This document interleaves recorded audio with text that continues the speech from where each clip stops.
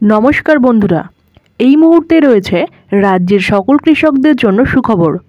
আপনি যদি একজন কৃষক হয়ে থাকেন এবং আপনার নাম যদি পশ্চিমবঙ্গ সরকারের কৃষক বন্ধু প্রকল্পের আওতায় থাকে, তাহলে এই মুহূর্তে রয়েছে আপনার জন্য বিরাট সুখবর। নতুন বছরের অর্থাৎ 2025 সালের কৃষক বন্ধু প্রকল্পের প্রথম কিস্তির টাকা অর্থাৎ খরিফ মরশুমের টাকা কবে থেকে দেওয়া হবে তা নিয়ে একটা সম্ভাব্য তারিখ জানা গেছে। এছাড়াও আরও কিছু গুরুত্বপূর্ণ তথ্য নিয়ে আলোচনা করা হয়েছে আজকের এই ভিডিওটির মাধ্যমে। তো বন্ধুরা, একটু স্কিপ না করে শেষ পর্যন্ত সঙ্গে থাকুন এবং ভিডিওটি শুরু করার আগে সকলের কাছে রিকোয়েস্ট, ভিডিওটি ভালো লাগলে অবশ্যই লাইক করবেন, গুরুত্বপূর্ণ বলে মনে হলে শেয়ার করবেন এবং নিত্য নতুন আপডেট পাওয়ার জন্য চ্যানেলটিকে সাবস্ক্রাইব করে পাশে থাকবেন। কৃষকদের জন্য দারুণ সুখবর। এই মুহূর্তে রয়েছে দেশের সকল কৃষকদের জন্য বিরাট বড় আপডেট। রাজ্যের প্রান্তিক ও গ্রামীণ কৃষকদের জন্য প্রধানমন্ত্রী কিষাণ সম্মান যোজনার মতো পশ্চিমবঙ্গেও চালু হয়েছে কৃষক বন্ধু প্রকল্প। পশ্চিমবঙ্গের মুখ্যমন্ত্রী মাননীয় মমতা বন্দ্যোপাধ্যায় কৃষক বন্ধু প্রকল্পের মাধ্যমে এই রাজ্যের কৃষকদের আর্থিক সাহায্য দিয়ে থাকেন। মৌসুমী বায়ুর দ্বারা নির্ভরশীল বাংলার কৃষিকাজ যাতে কোনোভাবে বাধাপ্রাপ্ত না হয়, তার জন্য কৃষকদের উন্নত বীজ, সার, কীটনাশক প্রদান করে থাকেন রাজ্য সরকার।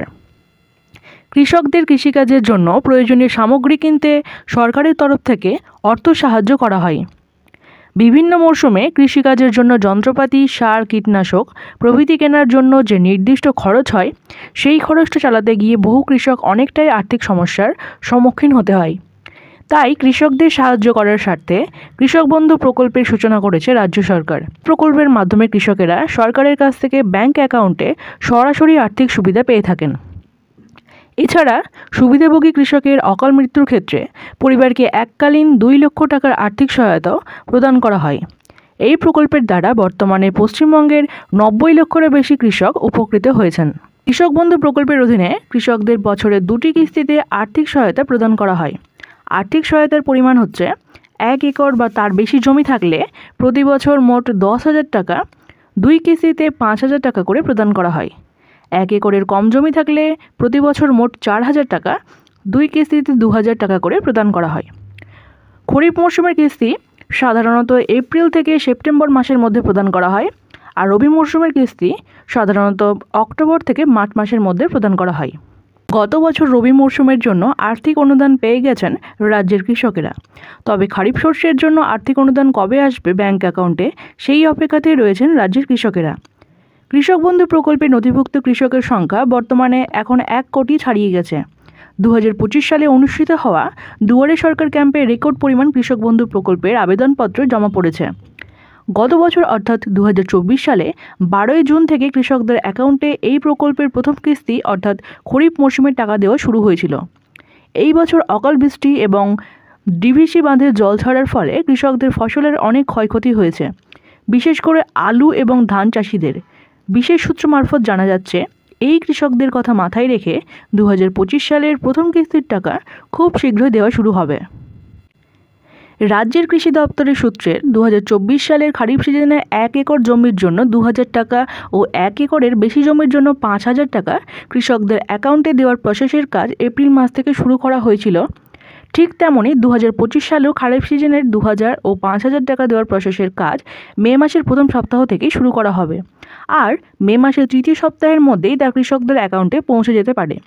যদিও সরকারের তরফ থেকে এখনও পর্যন্ত কোনো নির্দিষ্ট তারিখ ঘোষণা করা হয়নি, তবে সম্ভাব্য একটা তারিখ জানা গেছে, তা হলো মে মাসের 14 তারিখের পর থেকে টাকা দেওয়া শুরু হবে।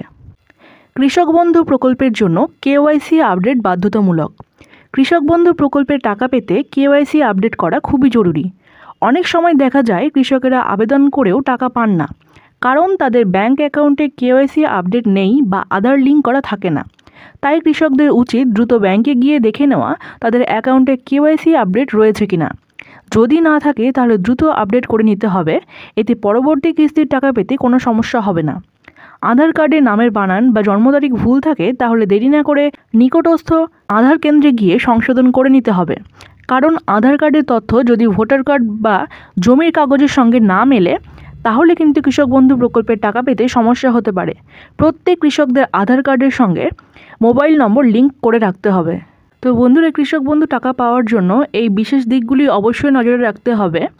ব্যাংক অ্যাকাউন্টের সঙ্গে কেওয়াইসি আপডেট না থাকলে বা আধার কার্ডের সঙ্গে নামের বানান ভুল থাকলে তো অতি শীঘ্রই সেগুলোর সংশোধন করার চেষ্টা করুন। তো বন্ধুরা, এই ছিল আজকের কৃষক বন্ধু নিয়ে ছোট্ট একটা আপডেট।